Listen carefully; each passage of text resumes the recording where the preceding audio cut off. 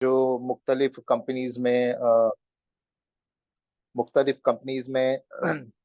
काम कर रहे हैं, ठीक है, उनकी कंपनीज में जॉब्स आते हैं, तो वो हमारे ग्रुप में जॉब पोस्टिंग करते हैं, और उसकी है वो जॉब पोस्टिंग हम अपने वुमन प्रोफेशनल जो फ्रेशर्स हैं उनके साथ में शेयर करते हैं। ठीक है। तो ये एक मकसद है, और इस मकसद पे हम वुमन वेलफेयर फाउंडेशन काम कर रहे हैं, और इंशाल्लाह आगे भी करते रहेंगे। हम आप सब लोगों से आपका साथ चाहते हैं। अगर आपने वुमन वेलफेयर फाउंडेशन में आपने रजिस्टर नहीं किया है, तो आप वेबसाइट पे जाकर वुमन वेलफेयर फाउंडेशन में एज ए स्टूडेंट हो तो स्टूडेंट्स करके रजिस्टर कर दीजिए। अगर आप प्रोफेशनल हो तो एज ए प्रोफेशनल करके रजिस्टर कर दीजिए। अ, इस प्रोग्राम इस जो आज का सेशन है हमारा, खास तौर पे स्कॉलरशिप है, खास करके महा डीबीटी जो कि गवर्नमेंट स्कॉलरशिप स्कीम है, उसके लिए हम लोगों ने आज कंडक्ट किया है। और इसका जो सेशंस है वो नोई बोरोनिया, जो as a bachelor in chemical engineering है, इंजीनियर है, और अभी फिलहाल वो टाटा कंसल्टिंग इंजीनियरिंग में as a senior process engineer काम कर रहे हैं।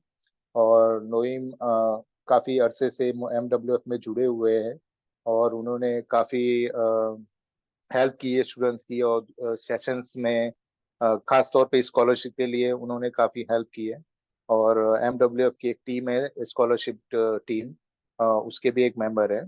तो आज का सेशन नोईम बोरेनिया जो अपनी एक्सपर्टाइज आपके साथ में शेयर करेंगे कि महा डीबीटी स्कॉलरशिप क्या है, किन लोगों को क्या एलिजिबिलिटी है, कौन लोग अप्लाई कर सकते हैं, कैसे अप्लाई कर सकते हैं, कहाँ से अप्लाई करना है, उसके लिए क्या क्या डॉक्यूमेंट चाहिए, कितना प्रोसेस टाइम लगता है, पूरा डिटेल में आपको आपके साथ में शेयर करेंगे। मैं नईम बोरोनिया को इनवाइट करना चाहूँगा कि आज के सेशन को आगे बढ़ाते हुए अपना कीमती वक्त देते हुए इस सेशन को आगे बढ़ाएं। Naeem, over to you. अस्सलाम अस्सलाम वालेकुम। मैं अपना स्क्रीन शेयर करूंगा। आप लोग बताइएगा कि मेरा स्क्रीन विजिबल है या नहीं है। ओके।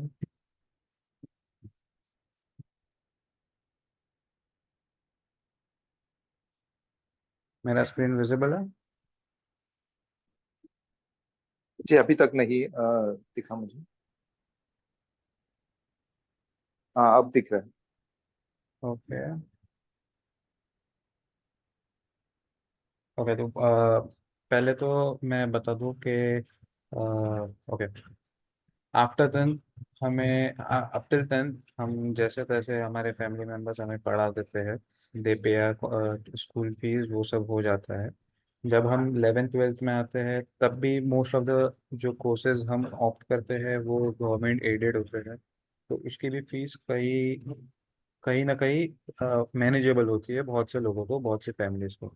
बट जैसे ही हम टूवर्ड्स एडवांस या हायर स्टडीज के लिए जाते हैं या ग्रेजुएशन के लिए जाते हैं, तो बहुत से कोर्सेज ऐसे होते हैं जैसे इंजीनियरिंग, जो टेक्निकल कोर्सेज होते हैं, जो एक स्पेसिफिक स्किल सेट बनाने के लिए कॉलेजेस उसका थोड़ा हायर फीस चार्ज करते हैं as compare to other courses such as B com, B M S, B S C, जो एक नॉन टेक्निकल कोर्सेज है, but still those courses are still there, they are manageable. उसकी fees भी थोड़ी ज़्यादा होती है but they are manageable. But जैसे टेक्निकल कोर्सेज हो गए या मेडिकल कोर्सेज हो गए, तो उनकी फीस जो होती है वो कुछ ज़्यादा होती है, और हर कोई फैमिली उसे अफोर्ड नहीं कर सकती। बिकॉज उसका जो पेमेंट होता है, उसका जो फीस होता है, उसका स्ट्रक्चर ऐसा होता है कि वो पर मंथ, पर academic year they charge about 150 170, and it can go up if the college is good. तो जो मैं जिस कॉलेज से पढ़ा था, जब मैंने एडमिशन लिया था एट दैट टाइम, उसका जो पे फी स्ट्रक्चर था वो आपके सामने है। ओके। अगर आप देख सकते हैं यहाँ पे ऊपर ओपन लिखा हुआ है, तो open is nothing but someone who has no reservation, who has no benefits whatsoever. तो अगर मैं एक ओपन कैटेगरी का स्टूडेंट था तो मुझे अपनी fees, this is the total fees that I was suppose to pay, 142, मतलब इन ऑल 143। ये अगर मैं ओपन राउंड से आता हूँ तो, और अगर मैं गुजराती माइनॉरिटी से हूँ तो, this is the fee that I have to pay upfront. Gujarati minority में there are scholarships available, but then this is the fee that you have to pay first, and उसमें से फिर आपको आधी, अगर आप गुजराती माइनॉरिटी है तो आपको आधी फी बाद में मिलती है, बट उसके लिए आपको अलग से बाद में अप्लाई करना पड़ता है। अब सिमिलरली आप अगर राइट हैंड साइड में देख रहे हैं, there is something second year, then CAP है, डायरेक्ट सेकेंड ईयर, तो ऐसे जो कोर्सेज है।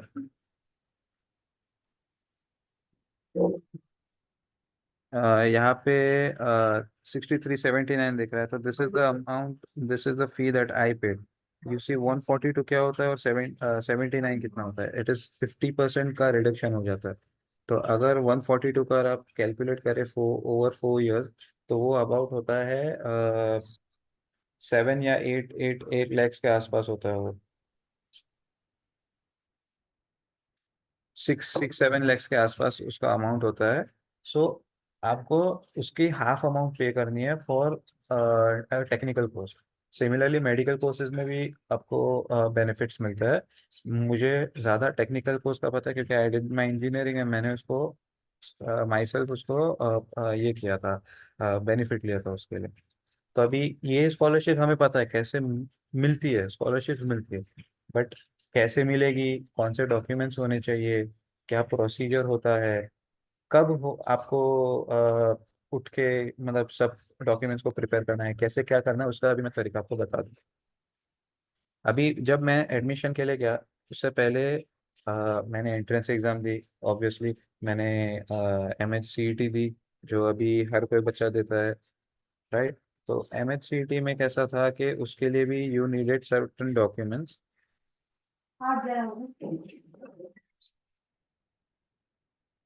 ओके, ये मेरी कॉलेज थी द्वारकादास जीवनलाल सांघवी, जहाँ से मैंने अपना इंजीनियरिंग कंप्लीट किया था। अभी अगर आप देखिए तो इसमें ये जो कोर्सेज है अभी के टाइम के अंदर, these are the demanding courses. और अगर आप इनकी फी स्ट्रक्चर देखेंगे, इनकी फी स्ट्रक्चर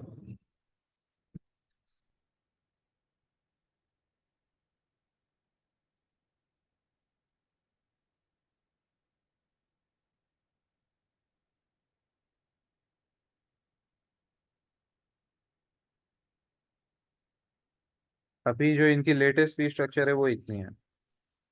तो इमेजिन, आपको कंप्यूटर साइंस में इंटरेस्ट है, आपको AI के अंदर इंटरेस्ट है, आपको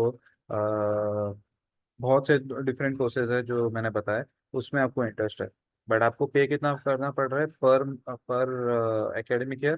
2,21,000। अगर आप OBC से है तो आपको उसका थोड़ा कम देना पड़ेगा, 1,25,000। अगर आप SC ST से है तो आपको मतलब कुछ है ही नहीं पे करने के लिए।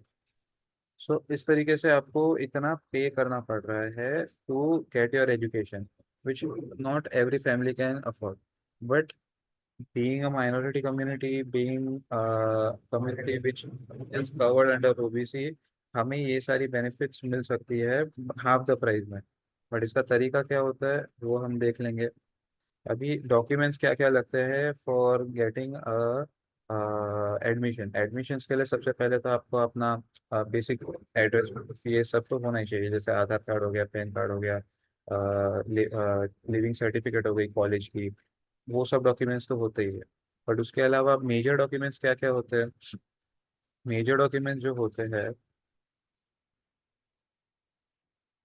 जैसे 11th 12th की मार्कशीट हो गई, देन आपका MHCET का स्कोर कार्ड। उसके बाद आपने अगर ऑनलाइन अप्लाई किया है तो उसका कैब अलॉटमेंट का प्रूफ होता है, जो आप ऑनलाइन ये करते हो। देन उसके बाद आपको जो इम्पोर्टेंट डॉक्यूमेंट होता है वो है this thing, domicile certificate, which says that आप एक पर्टिकुलर स्टेट के अंदर इतने सालों से रह रहे हैं, so you will be given preference over other states students to get the admission. तो उसके लिए डोमिसाइल रहना भी ज़रूरी है। अभी उसके अलावा अगर आप अ, गुजराती माइनॉरिटी से है तो आपको एक एडिशनल डॉक्यूमेंट बनाना पड़ेगा जिसको बोलते हैं इनकम सर्टिफिकेट। इनकम सर्टिफिकेट ये हमारे तहसीलदार ऑफिस से बनता है, या जो तालुका का जो ऑफिस होता है वहाँ से बनता है। अगर हम अगर इसमें से अटेंडीज जो है, अगर वे इन एंड अराउंड जोगेश्वरी या वर्सोवा या इधर किधर से है, तो हमारा तहसीलदार ऑफिस जो है वो भवन स्कूल के पास नजदीक में है, जो राशन कार्ड ऑफिस है उसके ऑपोजिट में।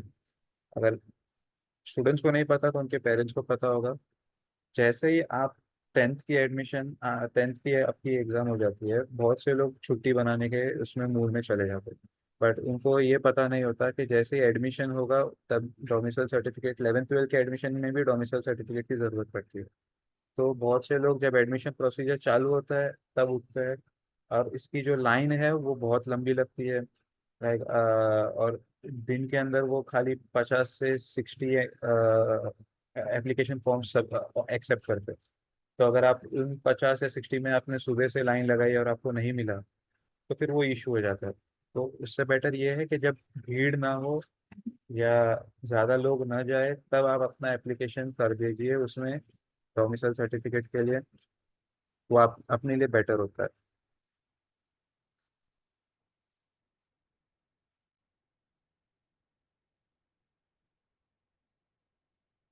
राइट। अभी जैसे अभी मैंने बताया कि एडमिशन का प्रोसीजर में तो ये सारे डॉक्यूमेंट्स होते हैं। अभी मैं आपको बताता हूँ कि एडमिशन एडमिशन के वक्त भी आप कैसे हाफ फी क्लेम कर सकते हैं, या आपको कैसे उसका प्रोसीजर एडमिशन से पहले चालू करना है।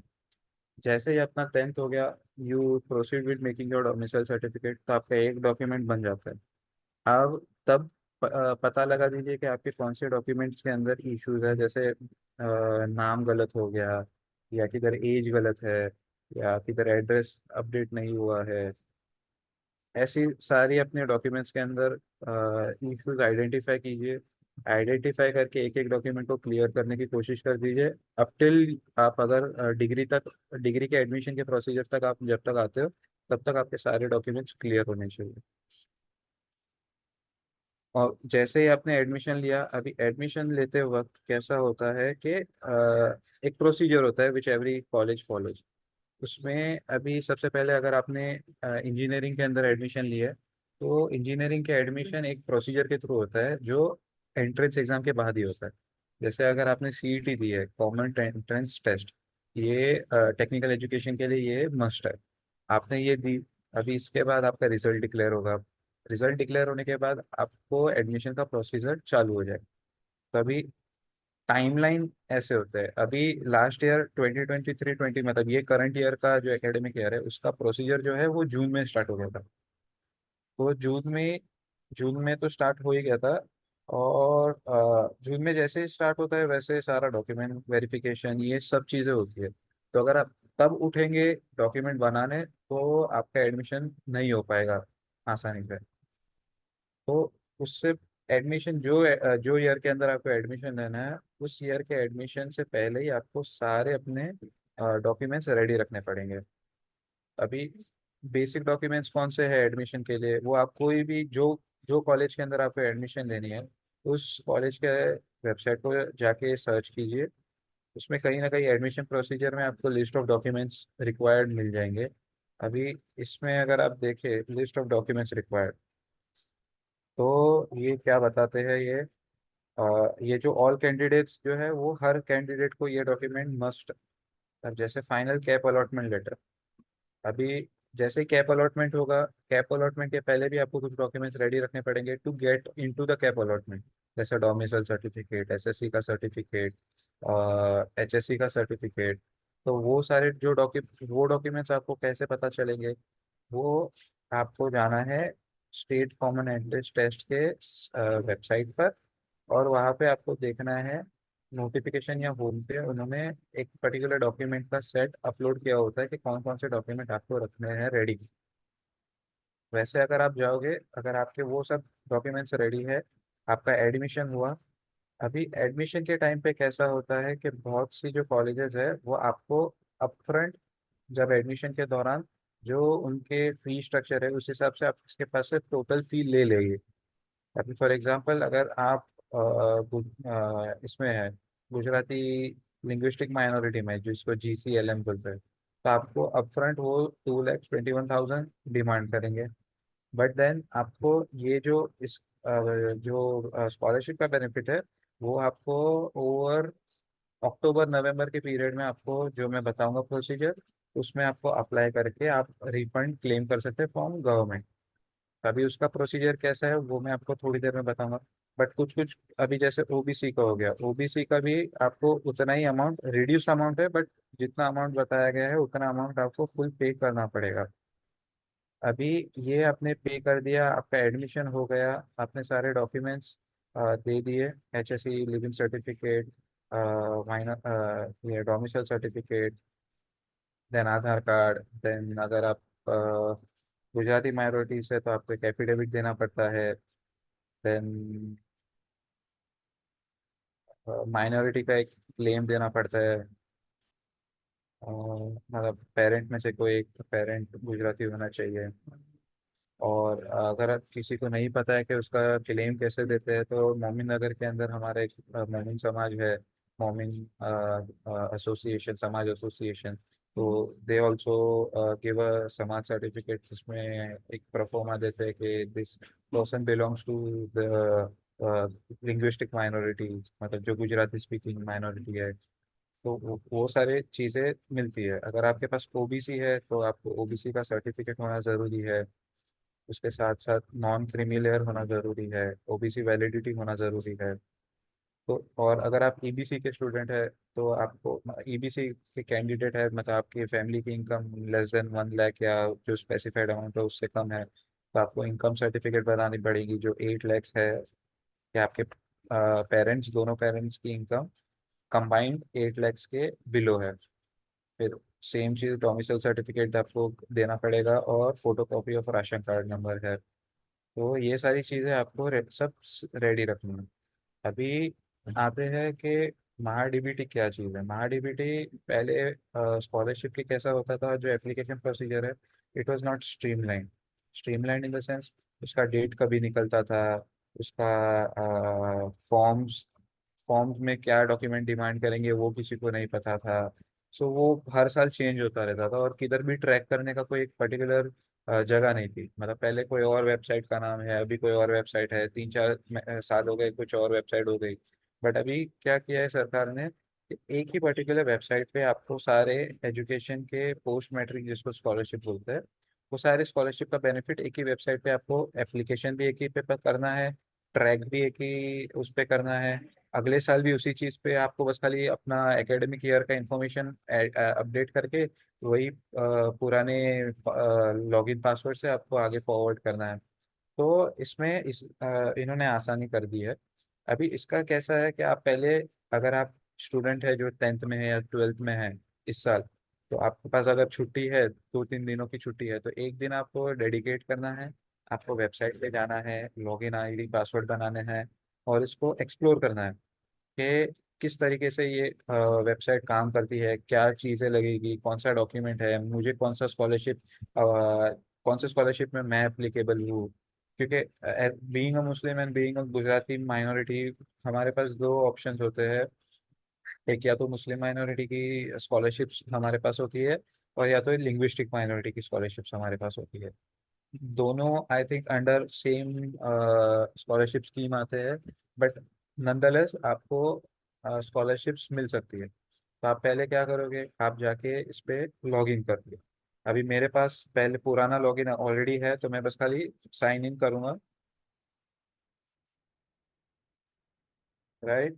अभी मुझे बताया गया है सजेस्टेड ऑन एलिजिबल स्कीम्स। ये एलिजिबल स्कीम्स इन्होंने कैसे बताई, इन्होंने मेरा प्रोफाइल पासवर्ड देखा।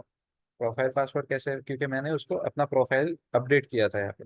तो जब भी आप पहली बार रजिस्टर करोगे, सो आपको ये पॉपअप आएगा। अगर आप देख पा रहे हो मेरे स्क्रीन पे, इज माई स्क्रीन विजिबल? हर कोई देख पा रहा Yes, है? sir. हाँ। तो ये रूल्स ऑफ एप्लीकेशन और री एप्लीकेशन इन एनी स्कीम है। अगर देखो, इसमें केस 1 बताया है, अगर पहली बार आप अगर इसमें ये वेबसाइट पे लॉग इन कर रहे हो, या पहली बार इसका बेनिफिट उठाने की कोशिश कर रहे हो, तो सबसे पहले आपको रजिस्टर करना है। रजिस्टर करने के बाद लॉग इन करना है। लॉग इन करने के बाद अपना प्रोफाइल क्रिएट करना। प्रोफाइल किसको बोलते हैं, कि आपका नाम क्या है, आप कौन से आपके पास ओबीसी है या माइनॉरिटी हो, फिर आपका इनकम सर्टिफिकेट है या नहीं है, और आपका आधार कार्ड डिटेल्स, आपका कौन से बैंक अकाउंट से आपका आधार कार्ड लिंक्ड है जिसमें आपको डायरेक्टली फंड्स ट्रांसफर होंगे, तो वो सारे डिटेल्स ये मांगते हैं। अभी जैसे ये पहली बार है तो ये हमें प्रोफाइल बनाने को बोल रहे हैं एंड अप्लाई फॉर स्कीम्स बोल रहे हैं।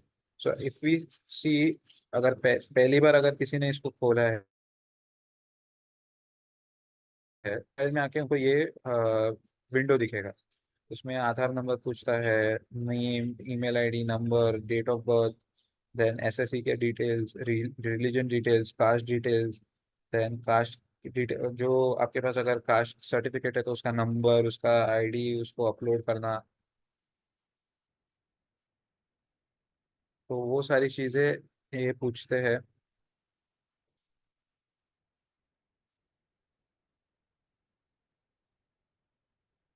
राइट। तो आपले सरकार में हम गए, इन्होंने इनकम सर्टिफिकेट का डिटेल भी पूछा है कि आपकी फैमिली की कितनी इनकम है, देन डोमिसाइल डिटेल्स, देन उसके बाद आप eligibility details, are you salary, मतलब स्टूडेंट्स यूजुअली होते नहीं है तो they can write no, disability कुछ है नहीं, देन आपके आधार बैंक कैसा लिंक्ड क्या है, देन बैंक अकाउंट का detail, and then you have to click on save. Save करने के बाद आपका एड्रेस का इंफॉर्मेशन पूछेंगे, कहाँ पे रहते हो, ऑल दैट डिटेल्स, कौन से एरिया में, taluka, village, pin code. Then other information के अंदर they may ask you about your parent details, मतलब मतलब आपके गार्डियंस का क्या है, सर्विस में है या दोनों अर्निंग है या only one is earning. Then आपके कोर्स की डिटेल्स, मतलब आप जो एजुकेशन में पढ़ रहे हो उसका आपको उनको डिटेल्स देना पड़ता है। कॉलेज कहाँ पे है, फर्स्ट ईयर कहाँ पे किया, फर्स्ट ईयर में क्या आपके मार्क्स थे, या फर्स्ट ईयर में आपका सर्टिफिकेट, मतलब जो ये होता है मार्कशीट्स होती है वो सारी अपलोड करनी पड़ती है। अभी ये आप अभी कोई डॉक्यूमेंट देख पा रहे हो, ये जब मेरा फर्स्ट टाइम कॉलेज अलॉट हुआ था मेरा, और जो जब एडमिशन लिया था तो एक फॉर्म आता है। आप अगर वेबसाइट से उनके स्टेट कॉमन एंट्रेंस टेस्ट के जो वेबसाइट से अगर आप एडमिशन लेते हैं, तो जब आप फाइनल सारे डॉक्यूमेंट सबमिट करके सारी फीस भर के जो लेते हैं, तो एक आपको फॉर्म मिलता है कि आपने कैप अलॉटमेंट के थ्रू एडमिशन लिया है। तो आपको वो भी अपलोड करना पड़ता है। फिर past qualification as in 10th 11th 12th का डिटेल्स भी पूछते हैं कि आपने कहाँ से पढ़ाई की है, वो सारे डिटेल। देन अगर आप हॉस्टल, क्योंकि मोस्ट ऑफ द कॉलेजेस के अंदर हॉस्टल्स भी होते हैं बच्चों को, अगर मुंबई के बच्चे हैं, मुंबई के बच्चों को अगर बाहर जाके पढ़ना है तो कभी कभी गवर्नमेंट की तरफ से हॉस्टल्स की भी फैसिलिटीज होती है, तो उसके भी बेनिफिट मिल सकते हैं हमें अगर आप हॉस्टल में रहते हो। तो आफ्टर कंप्लीटिंग योर प्रोफाइल, आपको इधर प्रोफाइल कंप्लीटनेस का लेवल पता चलेगा, 100 है क्या है। एंड देन उसके बाद आप स्कीम्स पे जा सकते हो, ऑल स्कीम्स। अभी स्कीम्स पे जाने के बाद आपको देखेंगे डिपार्टमेंट क्या है आपका।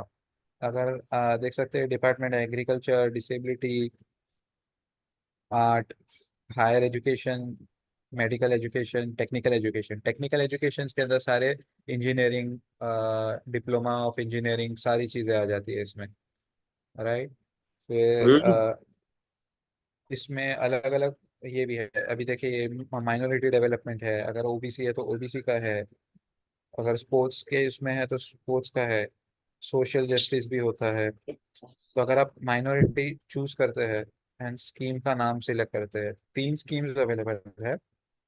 राइट। Professional courses, DTE. अभी DMER, I think this is for medical, क्योंकि एम उसमें मुझे मेडिकल का लग रहा है, और डीटी जो है टेक्निकल एजुकेशन का है। देन आप उसको सर्च पे क्लिक करें, आपको स्कीम नेम मिल जाएगा, आपको उसका स्टार्ट डेट मिल जाएगा। इसका स्टार्ट डेट हो गया है और इसका एप्लीकेशन एंड डेट कब है। अभी डाउनलोड जीआर, उसका एक सर्कुलर होता है जिसमें सारी डिटेल होते हैं कि क्या है। मोस्टली ये मराठी में होता है, you can use Google translate to convert it, मतलब उसमें एलिजिबिलिटी डिटेल, वो सारी डिटेल्स अवेलेबल होती है। अभी जैसे मैं अपने पास्ट अप्लाइड स्कीम्स बताता हूँ, मैंने किस स्कीम्स में अप्लाई किया था। एकेडमिक ईयर के हिसाब से आपको सारे इन्फॉर्मेशन मिल जाती है।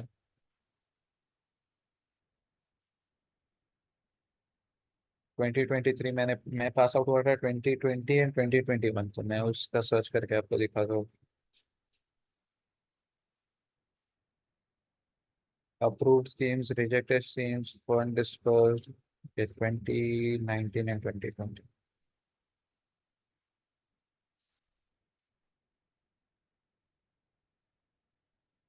ओके, अंडर स्क्रूटिनी एप्लीकेशंस आपको कब दिखता है? जब आपने फॉर्म को फिल किया, सबमिट किया, और वो अभी स्क्रूटिनी है, मतलब वो चेकिंग के फेज में है आपके ऑफिस, अरे आपके कॉलेज के ऑफिस के लेवल के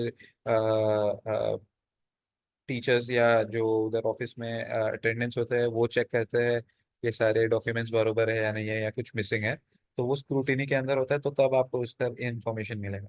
अभी अप्रूव्ड एप्लीकेशन, क्योंकि मेरा एप्लीकेशन पूरा भर चुका था, मैंने उसको ओबीसी के अंदर अप्लाई किया था, तो उसमें इसका स्टेटस आता है। और अगर आप देखेंगे बेनिफिट डिटेल्स, आपको फंड्स 2 इंस्टॉलमेंट में डिस्पर्स होते हैं और आपको डायरेक्ट अपने बैंक अकाउंट में आता है, राइट।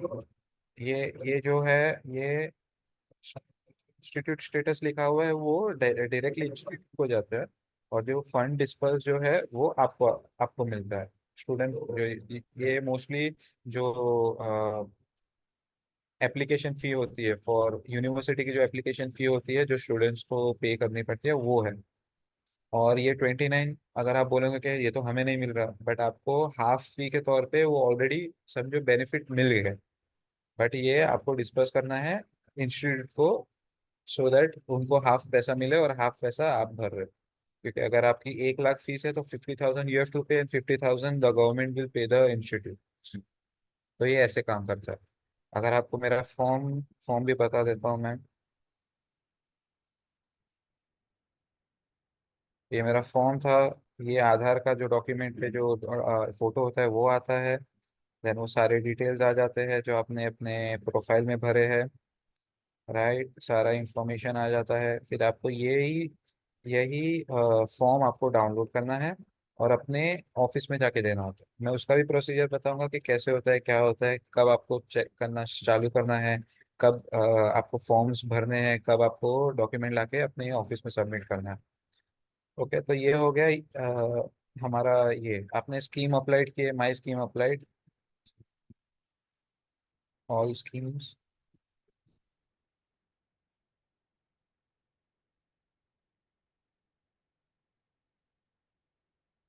ओके, आप अपने ऑल स्कीम्स में गए, ऑल स्कीम्स में आपने जो स्कीम आपको सिलेक्ट करनी थी आपने उसमें सिलेक्ट किए, आपने अप्लाई किया।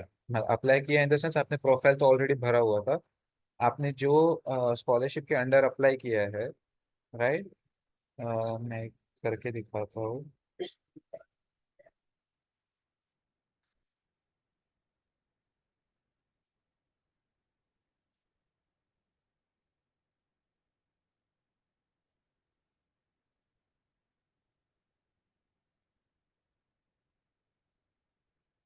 ओके, वो उसके लिए इंफॉर्मेशन वो रिजेक्ट कर रहा है क्योंकि प्रोफाइल के अंदर मेरी पुरानी डेट है और अभी की डेट नहीं है। जब आप अप्लाई कर रहे हो तब आपको इंश्योर करना है कि आपकी मतलब जो डेट्स है वो सारी चीज़ें इंफॉर्मेशन मैच करती हो। वंस यू अप्लाई, वो अपने आप अप्लाई हो जाएगा और आपको एक एप्लीकेशन नंबर मिलता है, जैसे मेरे इसमें अप्लाइड स्कीम्स के अंदर दिख रहा है।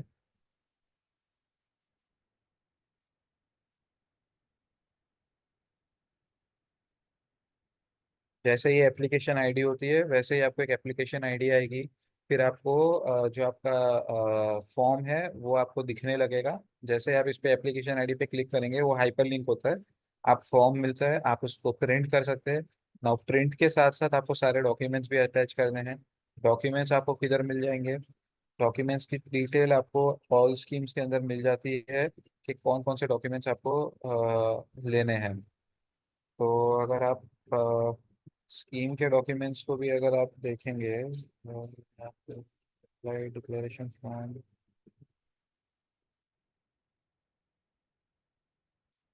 जब आप उस पर अप्लाई करते हैं तब आपको एक प्रॉम्प्ट आता है जहाँ पे आपको सारे डॉक्यूमेंट्स बताए जाते हैं।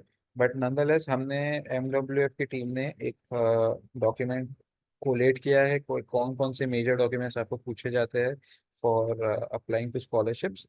तो इसमें से ये मोटा मोटी ये सारे डॉक्यूमेंट्स होते हैं जो आपको लगना ही लगना है।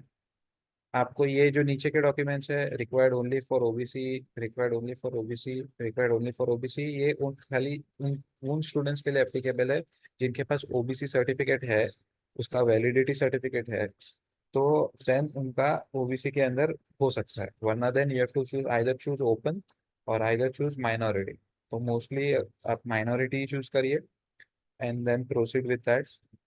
तो आपको ये सारे डॉक्यूमेंट्स की लिंक भी आप, अरे डॉक्यूमेंट की डिटेल आप अगर नोट डाउन करनी है नोट डाउन कर सकते हैं, या तो स्क्रीनशॉट लेना है, एक स्क्रीनशॉट भी ले सकते हैं, या तो मौलाना तौफीक के पास भी आपको इसकी एक पीडीएफ कॉपी मिल जाएगी। राइट। तो ये सारे डॉक्यूमेंट्स होने के बाद आपको एक बंडल बनाना है। एक कॉपी आपके खुद के पास रखनी है, एक कॉपी आपको ऑफिस, कॉलेज के ऑफिस में सबमिट करनी है। अभी हर कॉलेज के अंदर एक डिपार्टमेंट होता है जिसको डिपार्टमेंट, स्कॉलरशिप डिपार्टमेंट कहा जाता है।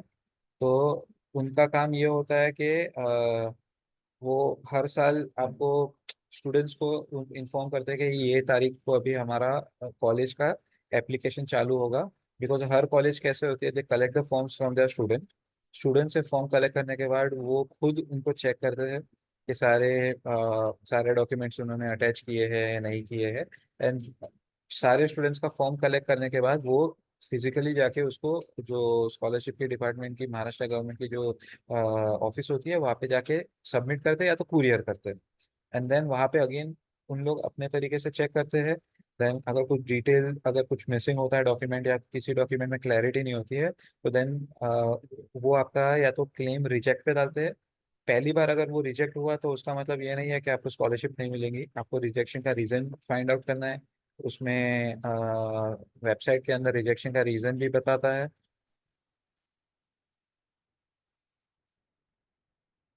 राइट, रिजेक्टेड एप्लीकेशंस, तो यहाँ पे रिजेक्टेड एप्लीकेशन में सेम तरीके से आएगा।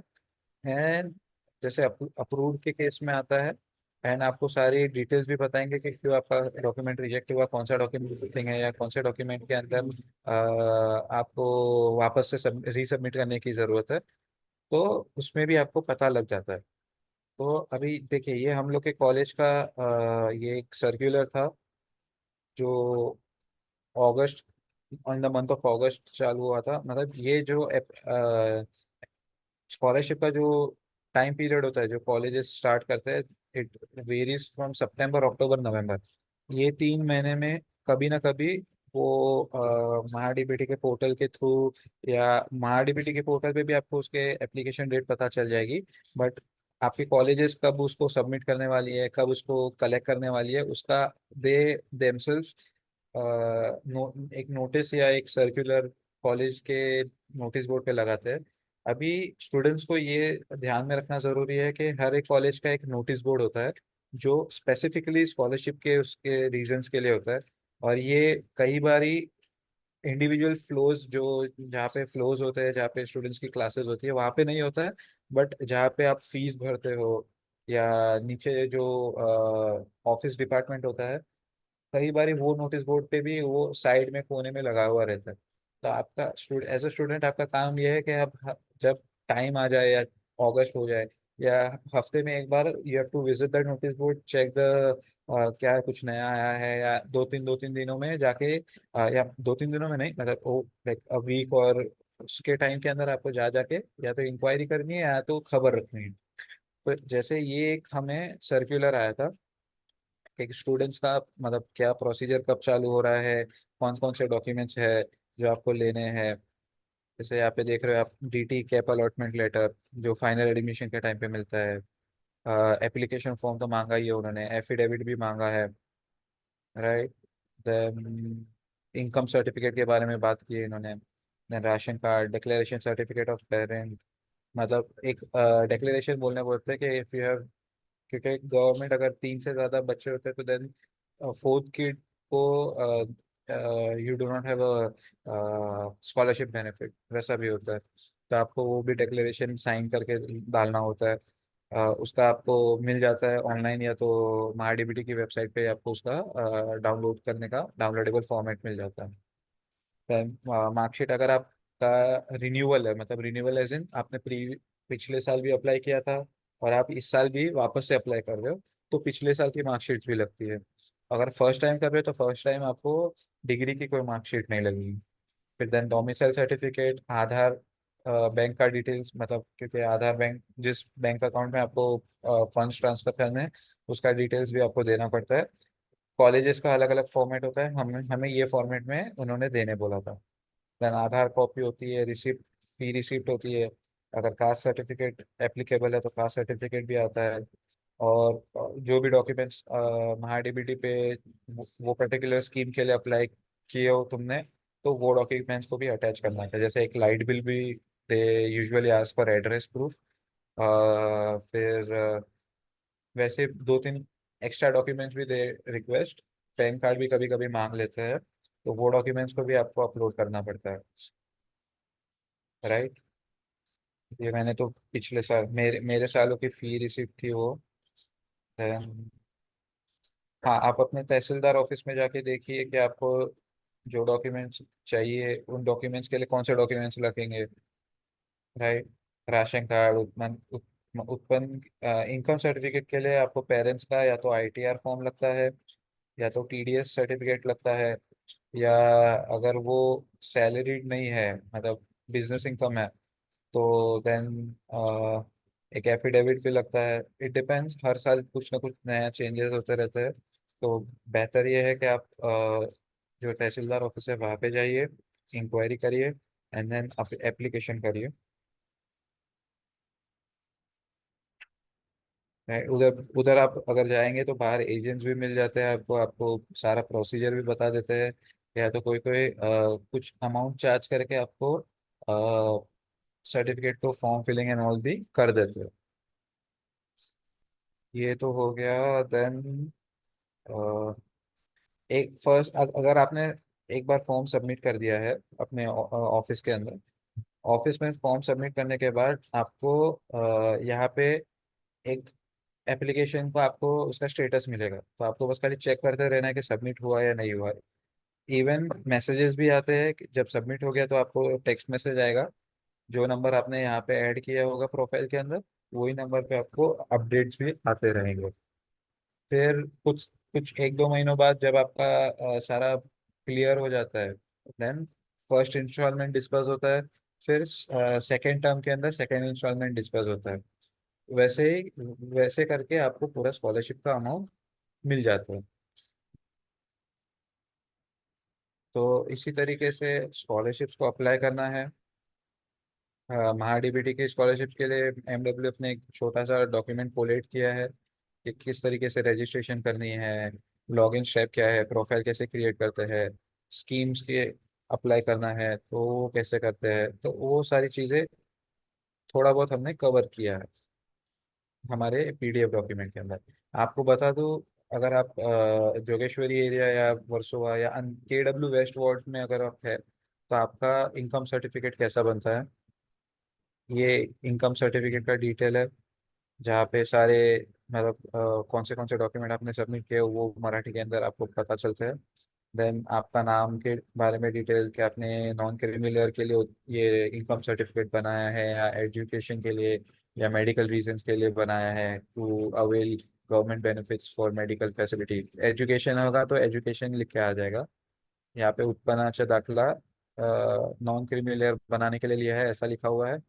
और अगर आपको एडमिशन के लिए चाहिए या एजुकेशन के लिए चाहिए तो वो 60 या ऐसा कुछ लिख देंगे, इसके लिए लिखा है। देन आपकी ईयरली 3 साल, तीन फाइनेंशियल ईयर्स की इनकम वो आपको बताते हैं। राइट। देन फिर नॉन क्रीमी लेयर कैसे दिखता है वो भी ये डॉक्यूमेंट है। राइट। तो इस तरीके से सारे डॉक्यूमेंट्स होते हैं जो आपको अप्लाई करने होते हैं।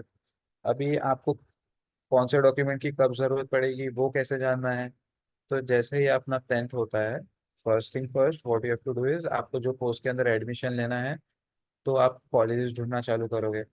तो कॉलेजेस के वेबसाइट के ऊपर बहुत सी इंफॉर्मेशन होती है, जैसे ये एडमिशन है तो हम एडमिशन्स में जाएंगे। तो अभी ये देखो, ये वेबसाइट के अंदर इन्होंने ओपनली डिमार्केट कर दिया है कि फर्स्ट ईयर के अंदर एडमिशन लेना है या सेकेंड ईयर के अंदर एडमिशन लेना है। सेकेंड ईयर के अंदर only diploma students can take admission. First year के अंदर तो एवरी ट्वेल्थ जो एच एस सी उसने क्लियर की है दे कैन टेक एडमिशन। तभी आपको सारा प्रोसीजर यहाँ पे उन्होंने आउटलाइन करके रखा है कि ओवरव्यू क्या है। ओवरव्यू के अंदर उनके कॉलेज के बारे में इंफॉर्मेशन देंगे, सारा चीज़ें पता होगी, फी स्ट्रक्चर पता चलेगी, तो आपको पता चलेगा whether you can afford it not not.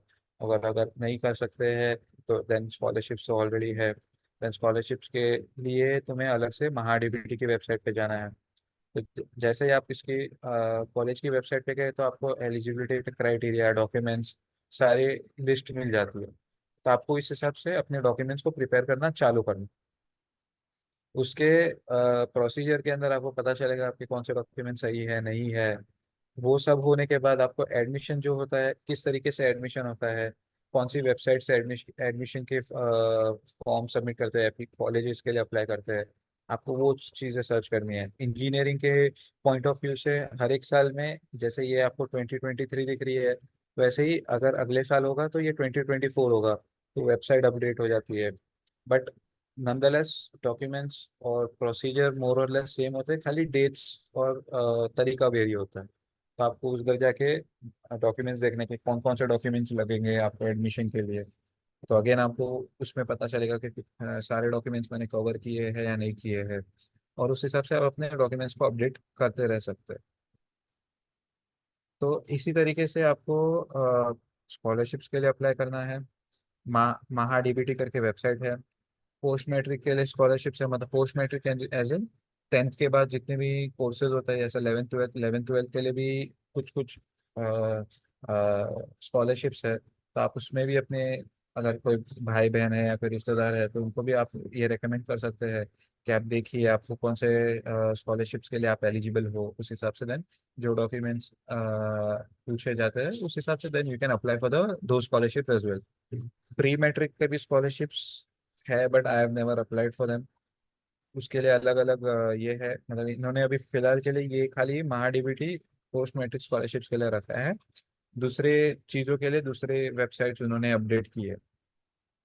सो आप ये वेबसाइट को जाके देख सकते हैं। आप अगर आपको जानना है कि आपका आधार कार्ड से बैंक लिंक्ड है या नहीं है, तो आपकी बैंक की डिटेल जो आप प्रोफाइल में डालोगे उससे आपको फिर ये एक आपको एक मैसेज आ जाएगा, हाँ वेरीफाइड है, मैं बैंक मैप्ड है। तो आपको फंड्स मिलने में मुश्किलें नहीं होगी। वरना कई बार फंड्स अटक जाते हैं क्योंकि बैंक बरोबर से आधार कार्ड से सीडेड नहीं होता है। तो यही वो प्रोसीजर है। अगर एक बार आपने अप्लाई किया है तो अगले साल आपको कुछ नहीं करना है। जो इनकम सर्टिफिकेट है वो ही खाली एक डॉक्यूमेंट है जो आपको हर साल अपडेट करना है, और फॉर्म फिल करके अपने कॉलेज के ऑफिस में सबमिट करना है।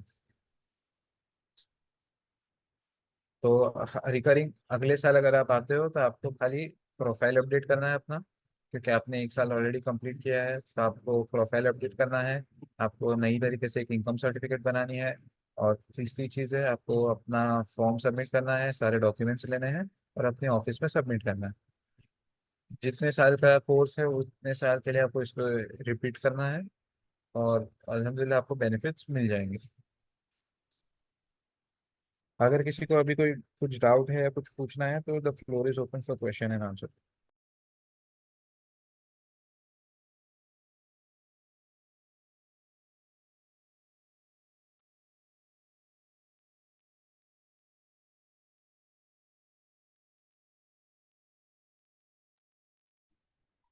हेलो। हाँ बोलो। हेलो। हाँ, मैं क्या बोल रहा था, जब मैं 10th पास किया था ना, हाँ हाँ। उसके बाद मैंने सिविल इंजीनियर में एडमिशन लिया था। बरोबर। तो मैंने महाडीबीटी का स्कॉलरशिप लिया था, अप्लाई किया था। बरोबर। बरोबर। और मैंने सिविल इंजीनियर एक ही साल किया था, फिर छोड़ दिया था। फिर। तो इसमें मेरे को स्कॉलरशिप मिल गई थी इसमें मेरे को, और पैसे भी रिटर्न आ गए थे स्कॉलरशिप के। हाँ हाँ। फिर उसके बाद मैंने इंटीरियर में एडमिशन लिया था।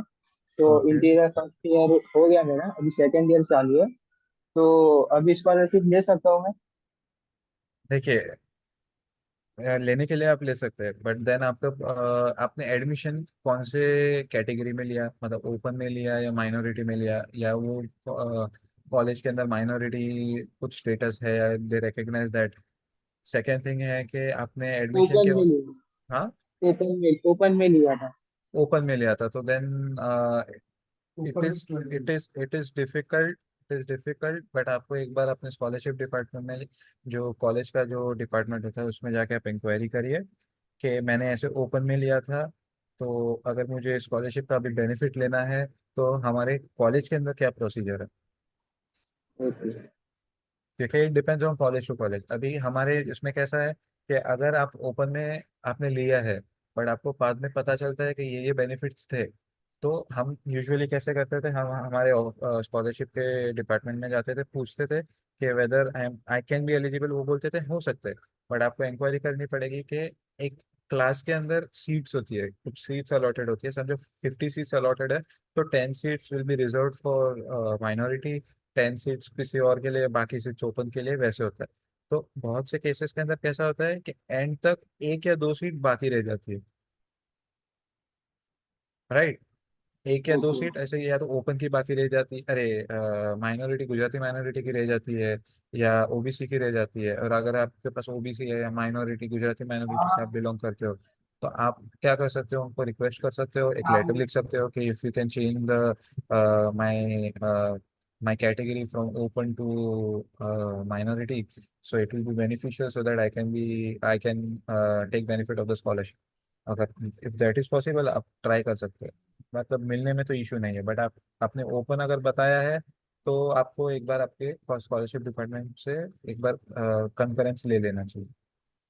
ठीक है।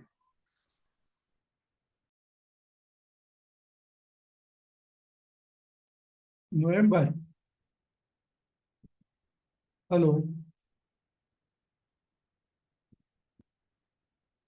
हाँ भाई, आपका क्वेश्चन क्या है और बात कर रहा है? नोएम भाई, ये हाँ, बोलो बोलो। ओपन के लिए ना, ये आपकी अभी स्क्रीन पर जो सबसे पहले स्कॉलरशिप शो होती है ना, राजश्री छत्रपति शाहू महाराज, हाँ हाँ हाँ। वो ओपन के लिए है। नहीं, वो ओपन के लिए नहीं है, वो ईबीसी के लिए है। तो लास्ट टाइम जो स्टूडेंट ने मतलब कि अप्लाई किए थे ना, वो हाँ उसी में अप्लाई किए थे। हाँ। ओपन और ओपन देखो, EBC is nothing but open category होता है, बस उसमें आपको एक इनकम सर्टिफिकेट का ये देना होता है कि आपकी फैमिली की इनकम 8 लाख के अंदर है।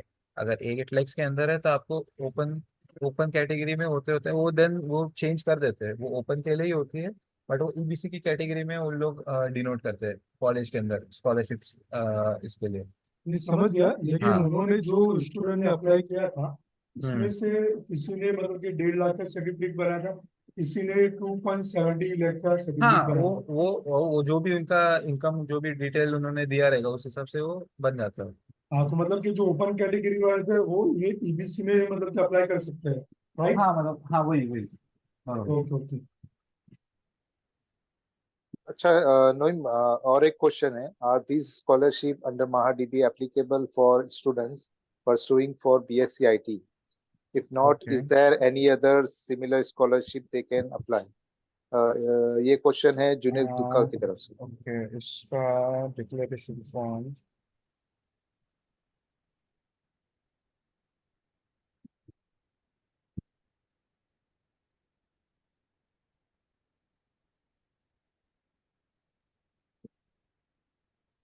ये देखिए, इसमें मेरा स्क्रीन दिख रहा है। चलो अभी यस। देख लेंगे हम। ये इनकी वेबसाइट पे होता है कॉलेजेस कौन कौन से एप्लीकेबल है, और कौन कौन सी कॉलेजेस के अंदर कोर्सेज, कौन से कोर्सेज एप्लीकेबल है।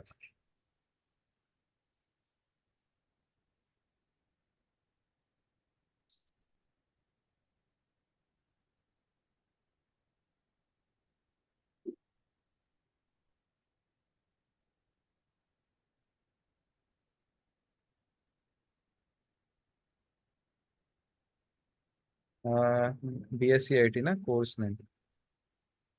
पोस्ट ग्रेजुएट तो है नहीं, वो अंडर ग्रेजुएट है हम।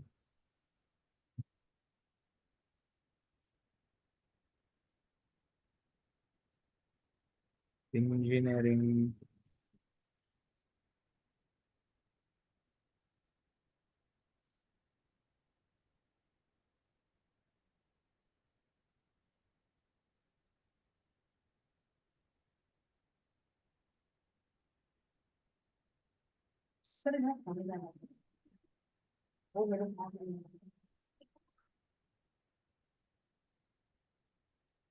BSc biochemistry, zoology, BSc aeronautic, information technologies computer applicable. Science. Right, अभी कौन सी कॉलेज है आपकी?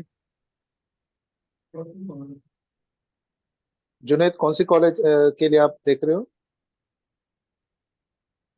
पाटकर।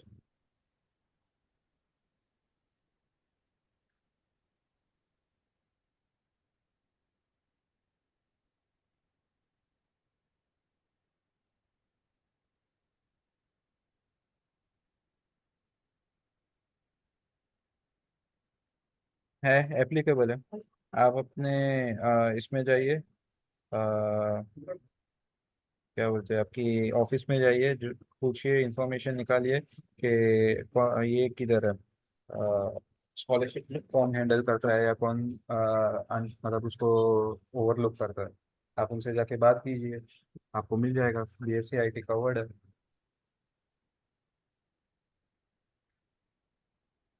शुक्रिया बट नोइम। हाँ, और एक क्वेश्चन है कि मेडिकल के लिए कोई स्कॉलरशिप है इसमें? Can we check also medical for के मेडिकल? अंदर, ओके, कंट्रोलशिप L।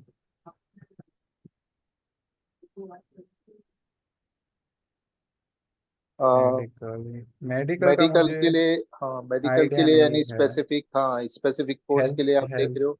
हेल्थ साइंसेज के अंदर हम देख सकते हैं, क्योंकि काम करता है हेल्थ साइंस। नर्सिंग के अंदर देख सकते हैं, ओके। ये बात है। हेल्थ साइंस में अभी कोर्सेज कौन कौन से हैं? Ayurvedic, BSc nursing, PGM, we are under, still we are looking at graduate,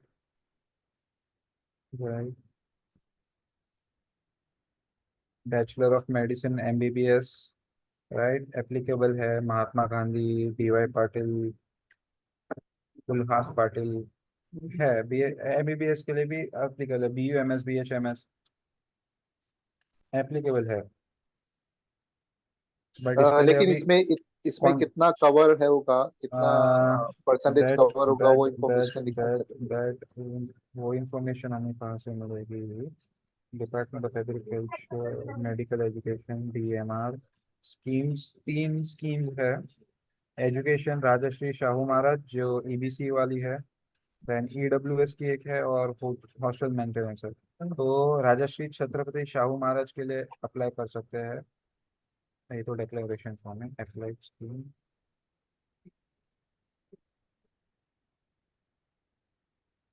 इसका स्कीम की डिटेल्स भी हमें जो इंडिविजुअल स्कीम्स होती है उसमें मिल जाती है। एक मिनट, हम वापस चेक कर लेंगे। Department of medical education,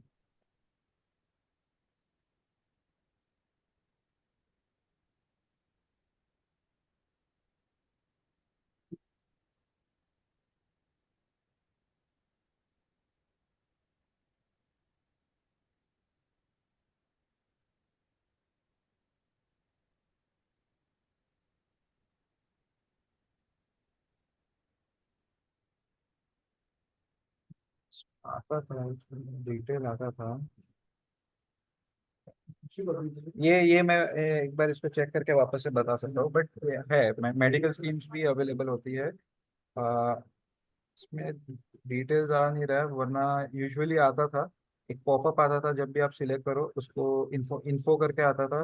and then आपको इन्फॉर्मेशन पे क्लिक करके आपको एडिशनल चीज़ें पता चलती थी कि कौन से डॉक्यूमेंट मुझे सबमिट करने हैं, और बेनिफिट क्या मिलेगा, हाफ फी मिलेगी या कुछ अमाउंट फिक्स है वो मिलेगा, है क्या मिलेगा, वैसा होता था।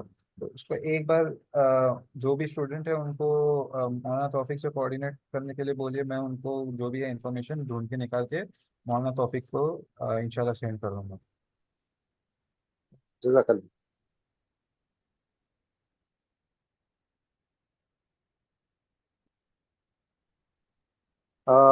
Uh, Noeem, is there any other topic you want to cover, or we can continue with the नहीं question नहीं, person? this I have like alhamdulillah completed whatever needed to be completed।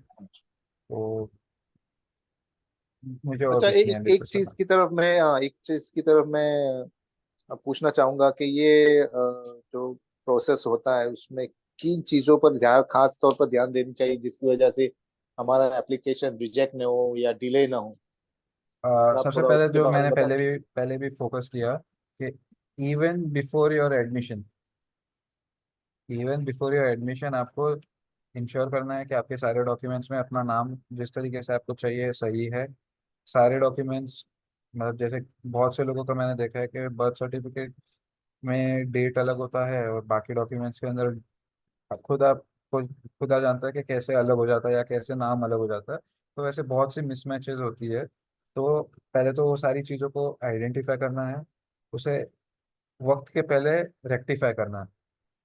Right, ये चीज़ें तो होती है। अभी additional जो documents लगते हैं, जैसे 10th तक आपको जितने भी डॉक्यूमेंट्स लगते हैं मोस्टली बन जाते हैं। जब जब जब जरूरत होती है आप बना देते हो। जैसे आपका आधार कार्ड तो अभी तो पहले ही बन जाता है।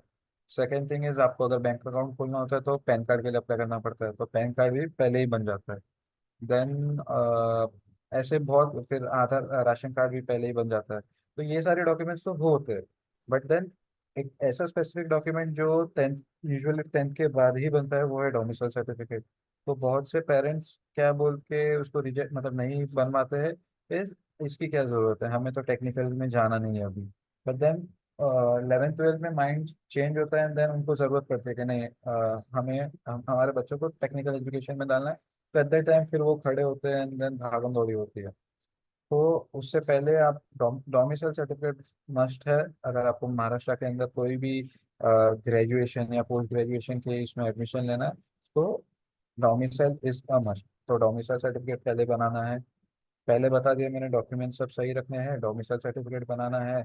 देन आपको जो कोर्स के अंदर एडमिशन लेना है, आप वो कॉलेजेस सर्च करोगे, वो कॉलेजेस के अंदर कौन कौन से डॉक्यूमेंट मांगे जाते हैं, आपको वो सारे डॉक्यूमेंट्स रेडी रखने हैं। या कुछ कुछ ऐसे डॉक्यूमेंट है जो एडमिशन के दौरान ही बनते रहते हैं, जैसे कैप अलॉटमेंट है। आपने कॉलेज के अंदर एडमिशन लेने के वक्त आपको वो फॉर्म मिलता है। तो उस सारी चीज़ों को संभाल के रखना है आपको। सॉफ्ट कॉपी के फॉर्म में भी संभाल के रखना है, हार्ड कॉपी में भी संभाल के रखना है। तो you have to keep those documents ready, कि जब भी ज़रूरत पड़े आपको डायरेक्टली एक कॉपी है आपके पास, वो सीधा लाके दिखाना है या देना है या सबमिट करना है। तो ये सारी चीज़ों का ध्यान रखना है। दूसरा, जब पहली बार आप फॉर्म सबमिट कर रहे हो तो आपकी सारी चीज़ें up to date, accurate and present होनी चाहिए। आप समझो, आप बना रहे हो अभी, महाडीबीटी के लिए अप्लाई कर रहे हो बट आपका डोमिसाइल सर्टिफिकेट है नहीं, तो आपका प्रोफाइल का जो कंप्लीशन स्टेटस है वो 100% बताएगा नहीं, क्योंकि आपने अभी तक डोमिसाइल सर्टिफिकेट को अपलोड किया ही नहीं है। राइट। तो वो सारी चीज़ें तुम्हें ध्यान में रखनी है। फॉर एग्जाम्पल, अब अगर आपने पहली बार अप्लाई कर दिया, सेकंड टाइम अब आ रहे हो, तो सेकंड टाइम कौन सी डॉक्यूमेंट चेंज होंगे? पर्सनल इन्फॉर्मेशन तो सेम ही रहेगा।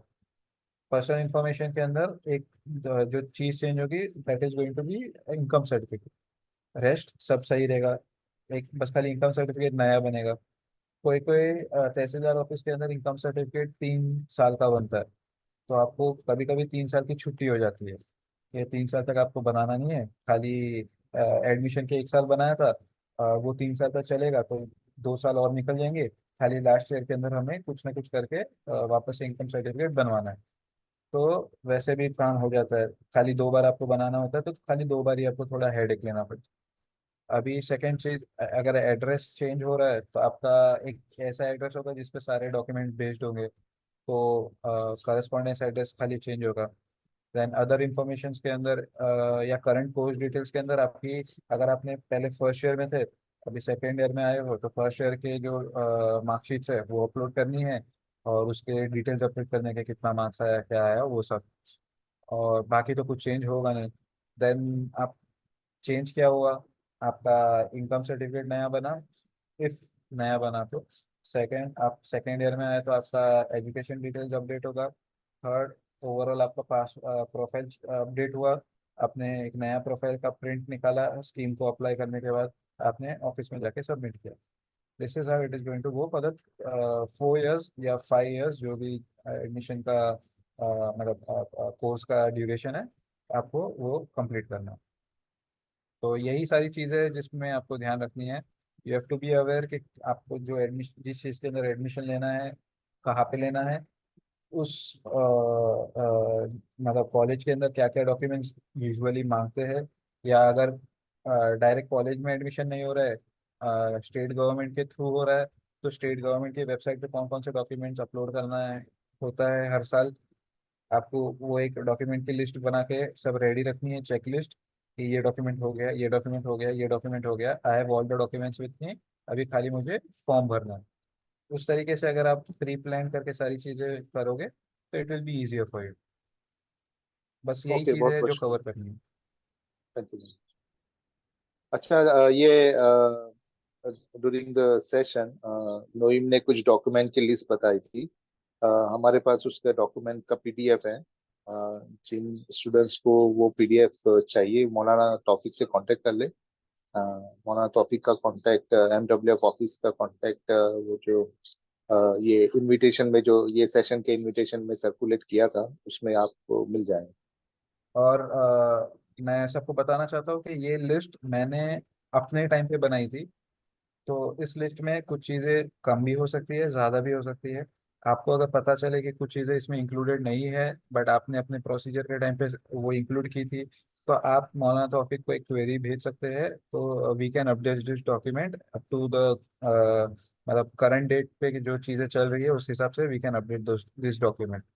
तो इट विल बी हेल्पफुल, एक रिव्यू करने के लिए हमें हेल्प होगा वो। तो अगर आपके पास कुछ ऐसा है कि इसमें आप देख नहीं रहे हो या देख रहे हो जो एडिशनल है, तो आप अप्रोच कर सकते हैं हमें। Okay, any other question?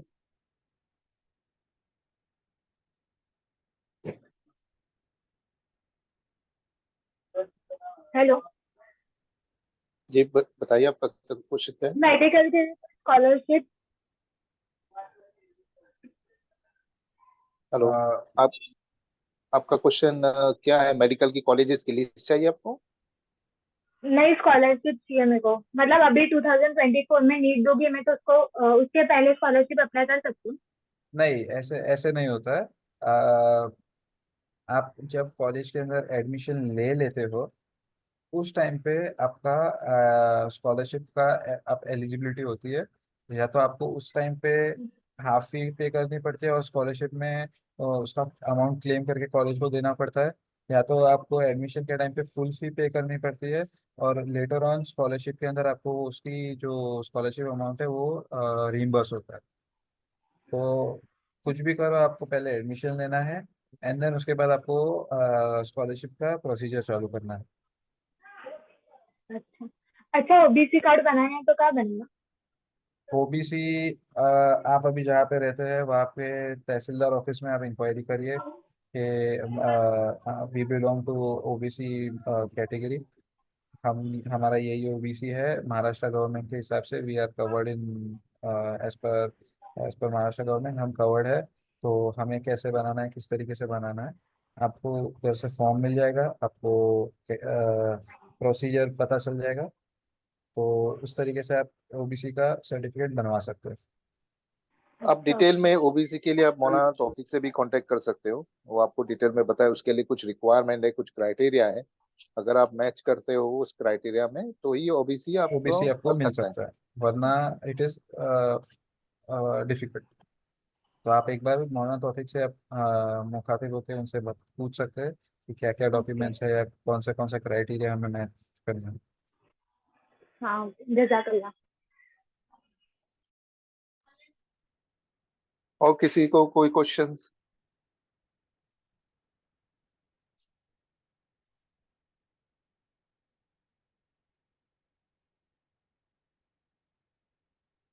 Okay, looks like we don't have any further questions. तो ये अपने सेशंस को इख्तिताम पर लेके जाते हैं। बहुत बहुत शुक्रिया आप सब लोगों का ये सेशन अटेंड करने के लिए, खास तौर पर नोई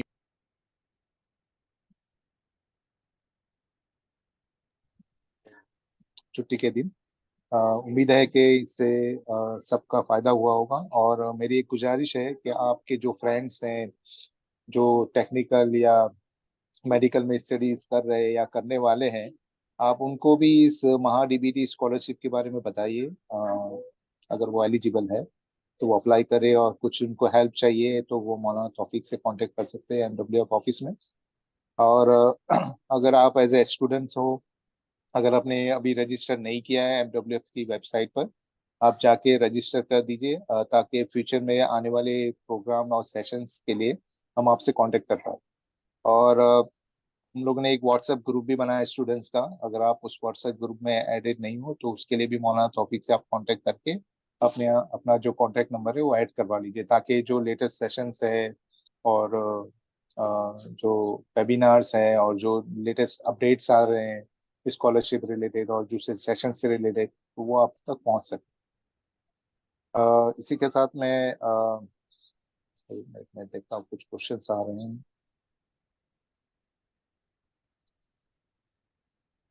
ओके, इसी के साथ में ये सेशंस को हम इख्तिताम पर लेके जाते हैं। आपका बहुत बहुत शुक्रिया वन मोर टाइम। और उम्मीद है कि यह सेशन से आपको फायदा हुआ होगा और उम्मीद है कि आप दूसरे सेशन भी अटेंड करेंगे फ्यूचर में। बहुत बहुत शुक्रिया आप सबका। जज़ाकल्लाह। स्वागत है।